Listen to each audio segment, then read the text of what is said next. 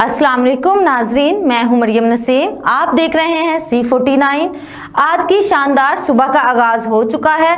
बच्चे स्कूल की तरफ जा रहे होंगे, माएँ नाश्ता बना के दे चुकी होंगी और अब माएँ किचन समेट रही होंगी।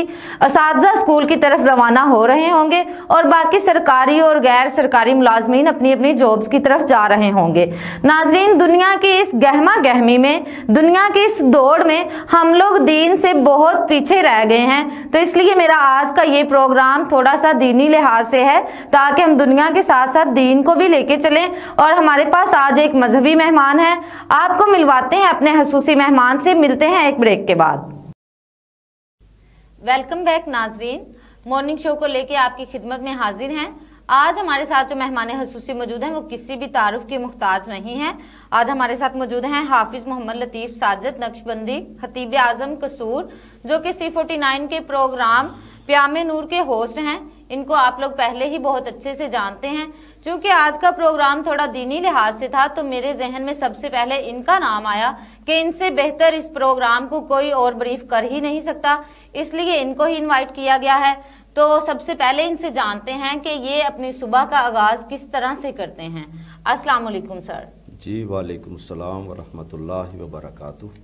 क्या हाल है आपका? अल्हम्दुलिल्लाह, अल्लाह का करम है, सब ठीक है माशाल्लाह।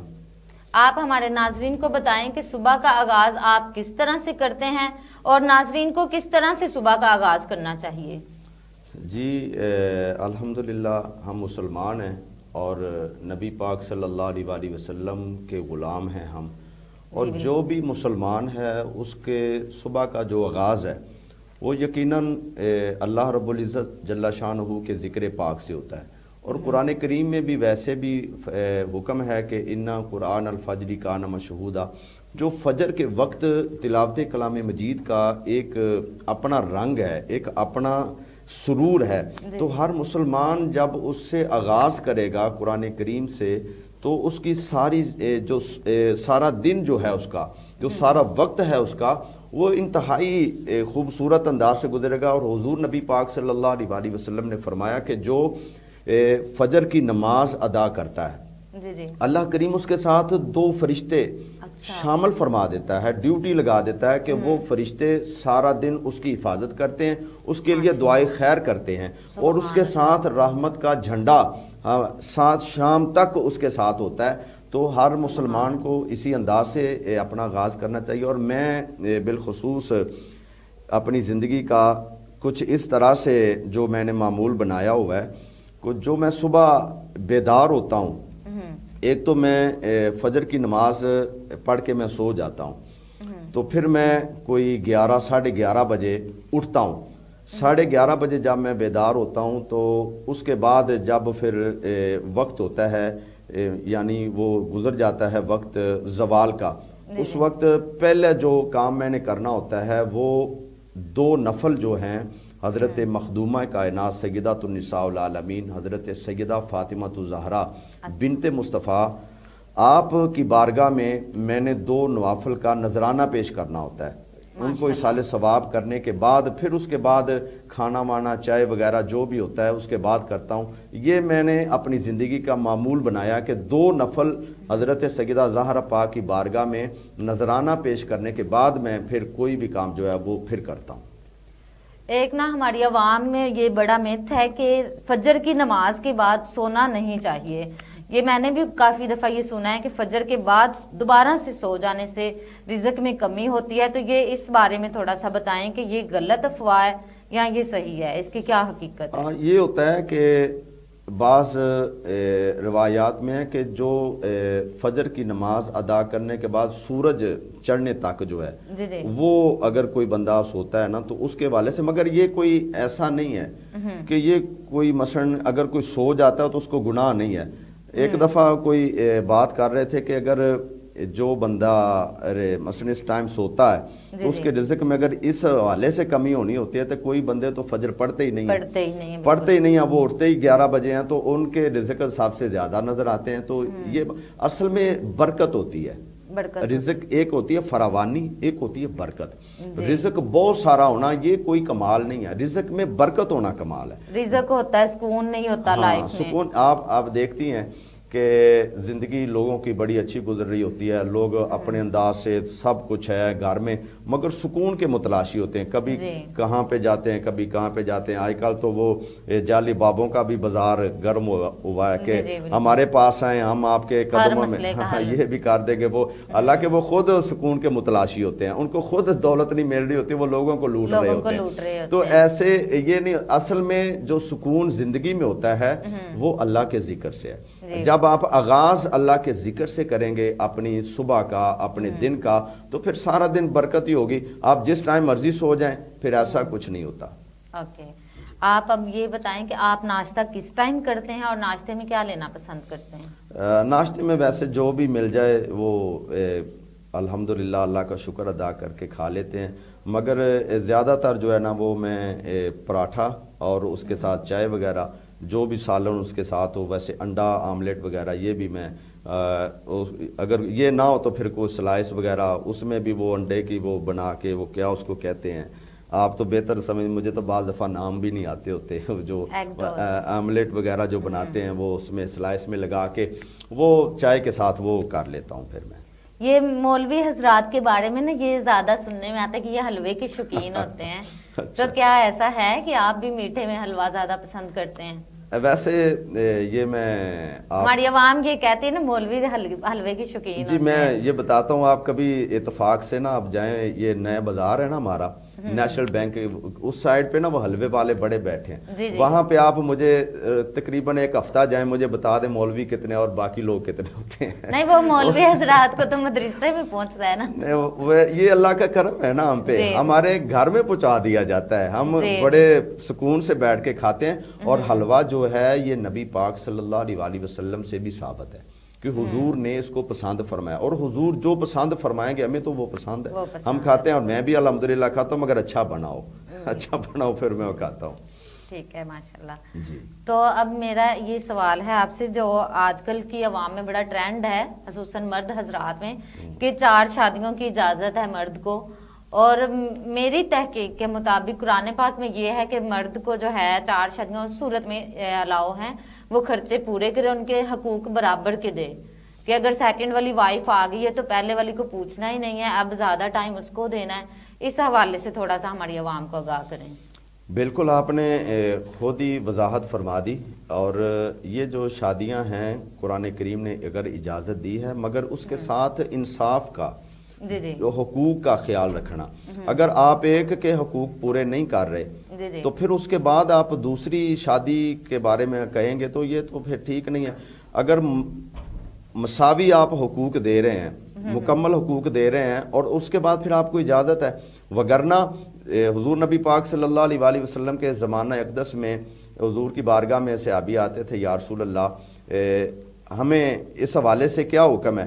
تو جو کچھ نان نفقہ پورا نہیں کر سکتا تھا، حضور اسے فرماتے تھے آپ روزہ رکھیں، روزہ رکھیں، صبر کا دامن، روزے میں صبر ہے، اور صبر جب بندہ اختیار کرتا ہے، صبر کا دامن اختیار کرتا ہے، تو پھر روحانیت اس میں ایسی آ جاتی ہے کہ پھر وہ دھیان جو دنیا دارے کا جو معاملہ ہوتا ہے اس سے ویسے ہی انسان نکل جاتا ہے۔ تو اگر وہ اس نان نفقے کا خیال رکھ سکتا ہے، حقوق برابر دے سکتا ہے، انصاف کا ترازو اس کے ہاتھ میں پورا ہے، تو پھر اس کو اجازت ہے، وگرنہ نہیں ہے۔ ایسا بالکل نہیں ہے کہ آپ ایک کے ساتھ ظلم کر رہے ہیں اور دوسرے کو جو ہے ساری دنیا کی آسائشیں مہیا کر رہے ہیں، تو یہ بالکل اسلام میں ایسی کوئی اجازت نہیں ہے۔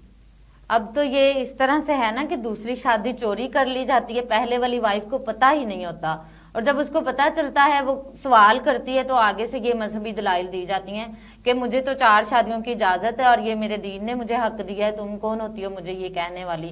یعنی کہ ایک تو دھوکہ دیا اور پھر آگے سے یہ بریف کیا جا رہا ہے کہ دین نے اجازت دی ہے۔ تو جو اس طرح سے چوری شادی کر لیتے ہیں، کیا دین میں اس طرح کی اجازت ہے کہ پہلی بیوی کو نہ پتہ ہو اور دوسری شادی کر لی جائے؟ اس میں کوئی ایسا تو نہیں ہے، ویسے تو ہمارے قانون میں یہ بات ہے کہ اگر پہلی بیوی سے اجازت طلب کرنے کے بعد آپ دوسری شادی کر سکتے ہیں۔ ویسے شرعی اعتبار سے ایسی کوئی نہیں ہے کہ آپ اجازت لیں، تب اگر وہ آپ نان نفقہ پورا کر سکتے ہیں، آپ انصاف مہیا کر سکتے ہیں، اور آپ کی پہلی بیوی اجازت نہیں آپ کو دے رہی، تو آپ پھر گناہ کی طرف جائیں گے، گناہ کی طرف جائیں گے، اسلام اس کی اجازت نہیں دیتا۔ اگر بیوی کو بھی حکم ہے کہ آپ کو اگر مکمل حقوق مل رہے ہیں تو کسی اور کے گھر کا وہ اگر سہارا بننا چاہتا ہے، جیسے کوئی اگر ایسی یتیم بچی ہے یا کوئی ایسی بیوہ عورت ہے تو اس کا اگر کوئی سہارا بننا چاہتا ہے تو اس کو بننے کی اجازت ہونی چاہیے۔ ایسا تو نہیں ہے کہ بیوی اجازت نہیں دے رہی اور وہ نان نفقہ بھی پورا کر رہا ہے، سب کچھ پورا کر رہا ہے، تو کھلے دل سے عورت کو بھی اجازت دینی چاہیے اور مرد جو ہے وہ اس چیز کا خیال رکھے۔ اور اس میں چوری والا تو کوئی ایسا کنسیپٹ نہیں ہے کہ اگر اس نے بتائے بغیر شادی کر لی تو اس میں ایسی کوئی حرج والی بات نہیں ہے۔ ٹھیک ہے ناظرین، ابھی ٹائم ہوا ہے ایک بریک کا، ملتے ہیں شورٹ بریک کے بعد، ہمارے ساتھ رہیے گا، C49 دیکھتے رہیے گا۔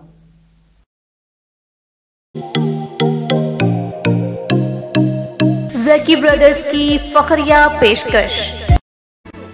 ویلکم بیک ناظرین، آپ کا ایک دفعہ پروگرام میں پھر سے خوش آمدید۔ اب ہم ان سے اگلا سوال کرتے ہیں۔ میرے زیادہ سوال جو ہیں وہ مرد اور عورت کی جو مساوت ہے اس کے ریلیٹڈ ہیں کہ عورت جو ہے وہ مرد کے ساتھ مساوی حقوق چاہتی ہے اور مرد جو ہے وہ خود کو حاکم قرار دیتا ہے۔ تو زیادہ آج کے کوشچن اسی ریلیٹڈ کریں گے۔ میرا اگلا سوال آپ سے یہ ہے کہ مرد جو ہے وہ کہتا ہے کہ مجھے حاکم قرار دیا گیا ہے، لیکن قرآن کے مطابق مرد کو حاکم اس لیے کہا گیا ہے کیونکہ وہ عورت پہ اپنا مال خرچ کرتا ہے، لیکن ایسے مرد حضرات جو عورت کو کچھ بھی نہیں دیتے، اس کا خرچہ بھی پورا نہیں کرتے، بلکہ جو کچھ لوگ نشے وغیرہ کی لت میں لگ جاتے ہیں وہ عورت کی مار کٹائی بھی کرتے ہیں اور عورت کو ہی کہتے ہیں دوسروں کے گھروں میں کام کرو اور پیسے بھی انہی سے لیتے ہیں نشہ کرنے کے لیے۔ تو ایسے مرد حضرات کے بارے میں آپ کا کیا خیال ہے؟ دیکھیں، چاہے عورت ہو چاہے مرد ہو، جی اس میں جو مرد کو کہا گیا رجال قوامون علی النساء، جو عورتوں کے اوپر اس کو تکریم دی گئی ہے، جو اس کو عزت دی گئی ہے، وہ اس کا مطلب یہ نہیں ہے کہ وہ اپنا ایسا حاکم بنے کہ وہ جو ہے ہر کہے کہ میری یہ بھی بات مانی جائے، یہ بھی بات مانی جائے، یہ ایسا نہیں ہے۔ جو حقوق عورت کے حوالے سے جو حقوق ہیں مرد کے ذمہ، اگر وہ پورے کر رہا ہے اور جو عورت کو حکم ہے کہ آپ نے یہ مرد کے حقوق پورے کرنے، اگر وہ پورے کرنے میں کوتاہی کر رہی ہے تو پھر اس حوالے سے وہ بات کر سکتا ہے۔ اگر عورت حقوق پورے کر رہی ہے تو پھر تو کوئی جواز ہی نہیں بنتا کہ مرد جو ہے وہ کوئی ایسی بات کرے یا ایسا کرے۔ اور جیسے آپ نے کہا کہ جو نشے والی جو بات ہے، جو بات کی، یہ تو دیکھیں پہلی بات تو یہ ہے کہ یہ ایک ایسی برائی ہے، نشہ جو ہے یہ گھر کے گھر تباہ کر دیتی ہے۔ یہ تو ہاں پہلے سے والدین جو ہیں ان کو اس حوالے سے سوچنا چاہیے، احساس ان میں ہونا چاہیے کہ ہم نے اپنے بچوں کی تربیت کیسے کرنی ہے اور کیسے کی ہم نے تربیت۔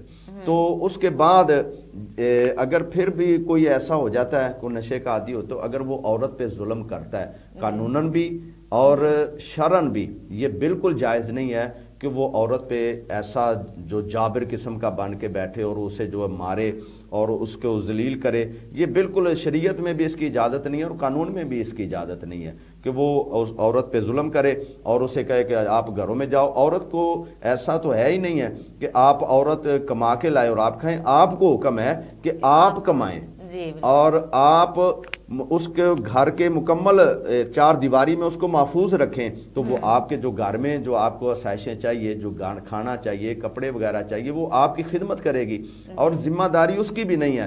مگر یہ ایسے ہے کہ آپ اس کو کما کے لا کے دے رہے ہیں اور اس کے احسان کے بدلے میں آپ پہ احسان کر رہی ہے وہ، اور آپ اس پہ احسان کر رہے ہیں اور وہ آپ پہ احسان کر رہی ہے۔ یہ تو برابر کے حقوق ہیں، اس میں تو ایسا کوئی مسئلہ نہیں ہے۔ لیکن ہماری جو سوسائٹی ہے نا، یہ کیا کہتی ہے، اگر مرد نے مار کٹائی بھی کی ہے نا تو عورت کو یہ کہا جاتا ہے کہ تمہارا شوہر ہے، غلط بات بھی برداشت کرو کیونکہ وہ تمہارا شوہر ہے، تم آگے سے نہ بولو۔ بلکہ عورتیں خود بھی کہہ دیتی ہیں اب وہ میرا ہسبینڈ ہے تو میں اس کو کیا کہوں۔ ہمارے محلے میں یہ ایک ہے، وہ میڈ ہے ہمارے سامنے والے گھر میں، اس کے منہ پہ نشان پڑے ہوتے ہیں، مار کی وجہ سے نیل پڑے ہوتے ہیں، اور اس کو جب کہا جاتا ہے نا کہ تم اپنے شوہر سے آگے سے کچھ نہیں کہتی تو وہ یہ کہتی ہے کہ میرا مجازی خدا ہے وہ۔ تو کیا مجازی خدا اس طرح کے ہوتے ہیں کہ وہ اس طرح سے مار پیٹ کریں؟ اور کیا اس صورتحال میں عورت کو طلاق لے لینی چاہیے اس مرد سے؟ آپ اس بارے میں تھوڑا سا آگاہ کریں ہمیں۔ یہ ہماری مشرقی روایات ہیں، جو اس میں ایسا ہی ہے کہ جو مثلا کہا جاتا ہے کہ جب بیٹی گھر سے جاتی ہے نا تو ایک بات بڑی مشہور ہے کہ ہم نے اپنے گھر سے یہ تیری ڈولی اٹھا دی، اب تیرا جنازہ جو وہ اگلے گھر سے اٹھنا، چاہے وہ ظلم ہو، ستم ہو، جو بھی ہو آپ نے برداشت کرنا ہے۔ ایسا نہیں ہے، ہم اپنی بیٹی کو اگلے گھر میں بھیج رہے ہیں، اس کا مطلب یہ نہیں ہے کہ ہم اس کو قید خانے میں بھیج رہے ہیں۔ ہم اپنی بیٹی کو اگلے گھر بھیج کے اس کو جو حقوق اسلام نے جو اسے احکامات دیے ہیں اس کی روشنی میں اس نے زندگی بسر کرنی ہے۔ ہم نے اس کی غلام بنا کے نہیں بھیجا ہے، وہ اس کے بچوں کی ماں ہے۔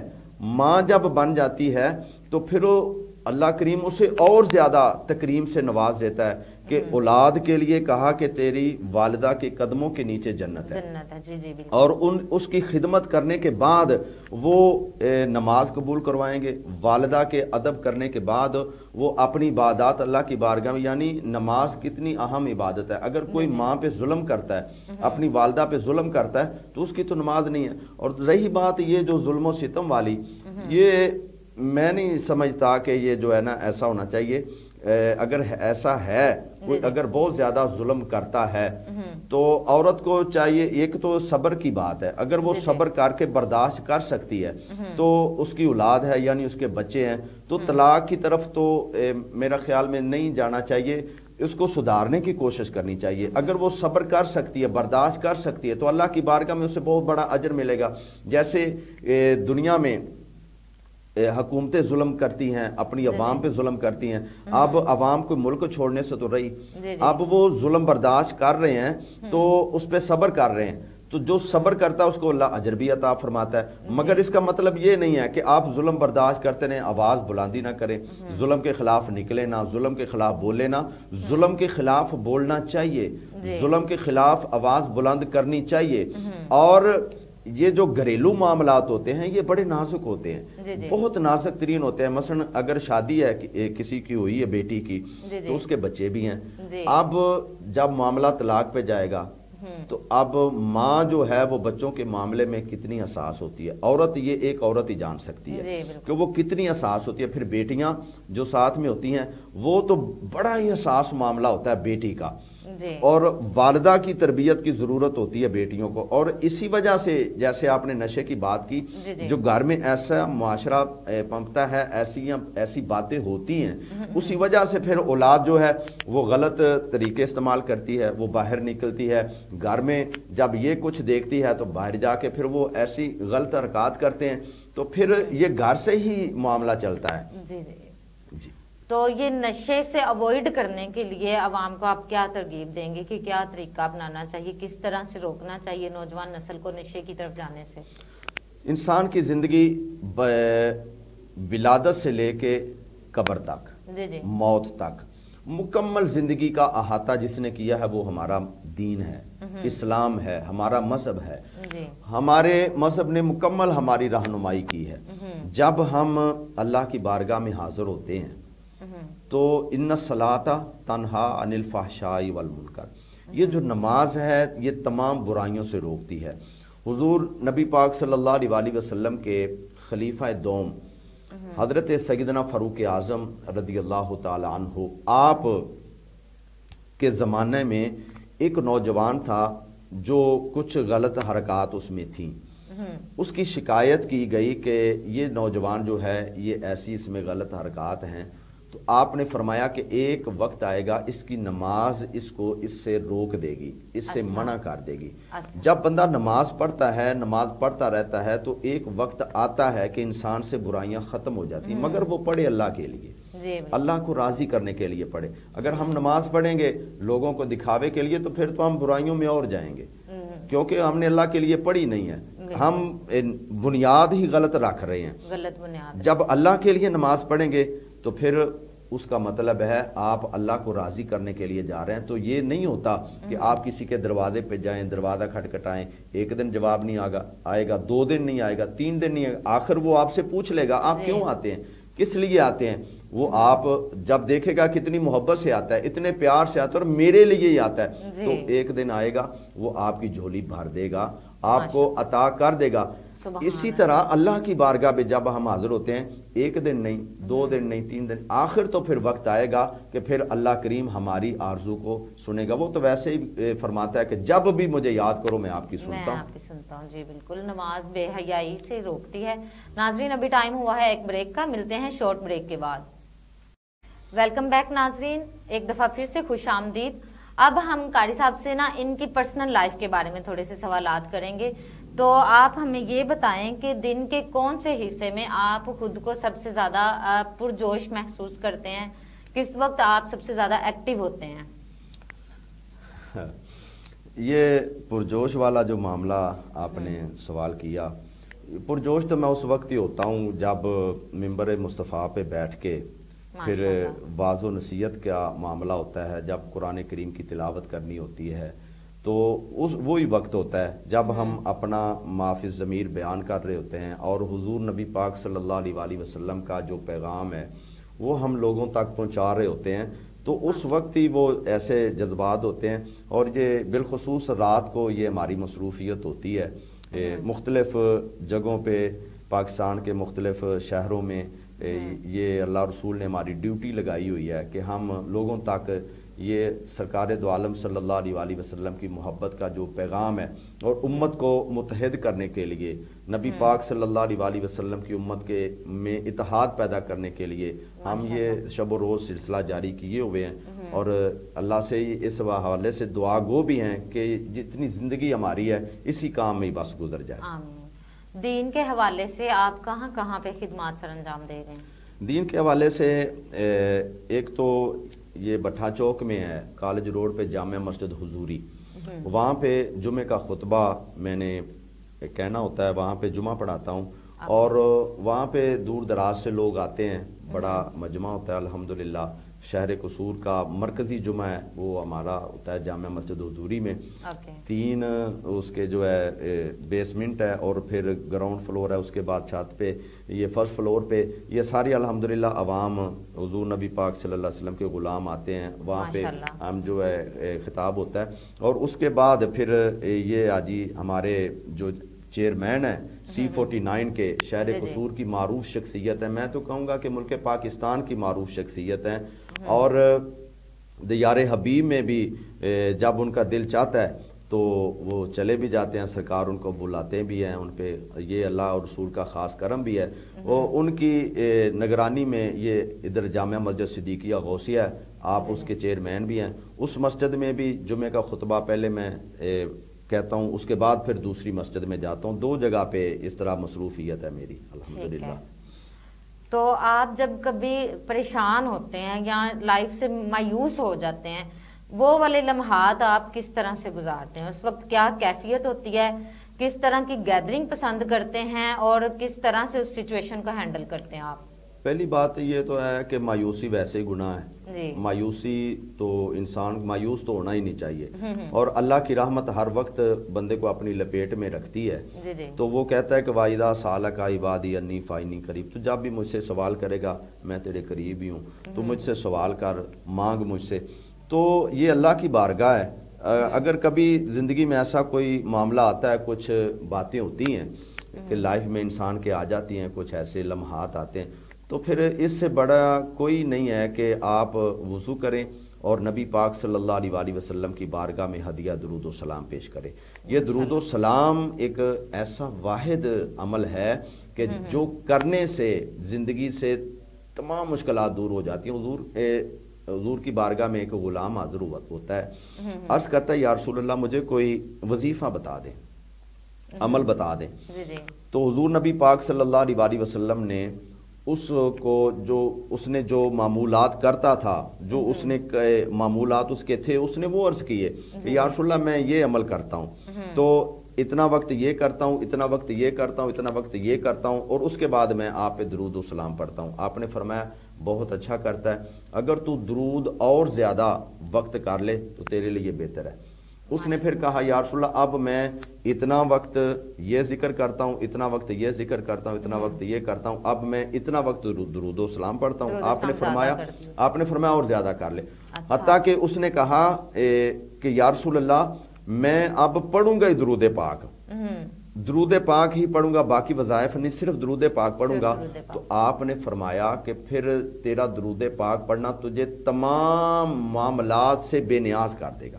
यानी तेरी ज़िंदगी से हर मामला जो है वो खुद ब खुद, क्योंकि जब बंदा दरूद एक दफ़ा पढ़ता है अल्लाह 10 रहमतें नाज़िल करता है, 10 गुनाह माफ़ करता है, 10 दर्जात को बुलंद कर देता है। आला हज़रत शेर रब्बानी मियाँ शेर मोहम्मद साहब शरकपुरी रहमतुल्लाह ताला अलैह, आपकी बारगाह में एक बंदा हाज़िर होता है तो अर्ज़ करता है कि हुजूर मुझे कोई वजीफ़ा बता दें। आपने फरमाया कि आप दुरूद शरीफ पढ़ा करें। उसने कहा जी, थोड़ी देर बाद फिर वो बैठा रहा, फिर हाज़िर हो गया, कहता है कि हुजूर मुझे कोई वजीफ़ा बता दें। आपने फिर बताया कि भाई आप वो एक लफ्ज़ वहाँ पे बोला जाता है बेलिया, फरमाया कि बेलिया आप दुरूद शरीफ पढ़ा करें। उसने कुछ देर ठहरा रहा, उसने समझा कि शायद आप मसरूफ़ हैं, मुरीदीन काफ़ी हैं जिनको आप तलकीन कर रहे हैं, किसी को कोई बात बता रहे हैं, तो शायद मुझे वैसे टरखा रहे हैं। थोड़ी देर बाद फिर आता है, कहता हुजूर मुझे आप कोई वजीफ़ा बताएं।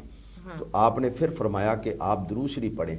उसने कहा ये जो आप मुझे दुरूद शरीफ ही बता रहे हैं, कुछ वजीफ़ा नहीं बता रहे, तो आपने फरमाया भाई शेर मोहम्मद को जो कुछ मिला है वो दरूद पाक से मिला है, दरूद पाक से मिला। और दरूद पाक ऐसा वजीफ़ा है, इन्नल्लाह व मलाइकतहू युसल्लूना अलन नबी या अय्युहल्लज़ीना आमनू सल्लू अलैहि वसल्लिमू तस्लीमा। देखें, आप मुझसे कहती हैं कि अल्लामा साहब कारी साहब मुझे आपकी वजीफ़ा बताएं। आप किसी बड़े सैयदज़ादे से, किसी बड़े गद्दी नशीन से आप पूछती हैं तो आपको वो वजीफ़ा बताता है, तो आप इतनी रासुख हो के वो करती हैं कि ये मुझे फलां साहब ने बताया, ये आपको कामिल यकीन होता है। तो जो अल्लाह बता रहा है वजीफ़ा, उसमें तो शक करना भी गुनाह है।